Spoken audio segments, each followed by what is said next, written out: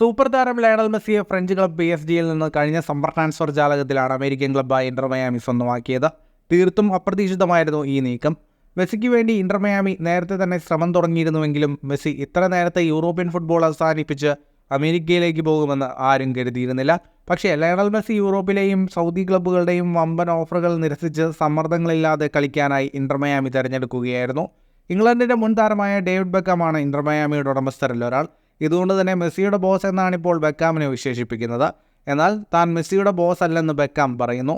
മെസ്സിയെ മയാമിയിലേക്ക് സൈൻ ചെയ്യാൻ സാധിച്ചത് ഇപ്പോഴും വിശ്വസിക്കാനാകുന്നില്ലെന്നും ബെക്കാം പറയുന്നു. ഞാനൊരിക്കലും ലയണൽ മെസ്സിയുടെ ബോസ് അല്ല, ഞാനങ്ങനെ പരിഗണിക്കുന്നുമില്ല. മെസ്സിയെ അമേരിക്കയിലേക്ക് കൊണ്ടുവരാൻ കഴിഞ്ഞുവെന്നത് ഇപ്പോഴും വിശ്വസിക്കാൻ കഴിഞ്ഞിട്ടില്ല. മെസ്സി എൻ്റെ ടീമിലുണ്ടല്ലോ എന്നത് പലരും പറയുമ്പോഴാണ് ഞാനിത് ശരിക്കും തിരിച്ചറിയുന്നത്. ഫുട്ബോൾ ചരിത്രത്തിലെ എക്കാലത്തെയും മികച്ച താരം എൻ്റെ ടീമിലുണ്ട് എന്നത് എനിക്കിപ്പോഴും അഭിമാനവും അത്ഭുതവുമാണെന്നും ബെക്കാം പറയുന്നു. മെസ്സിയുടെ വരവോടെ കളത്തിനകത്തും പുറത്തും ഒരുപോലെ ഇന്റർ മയാമിയുടെ തലവര മാറി.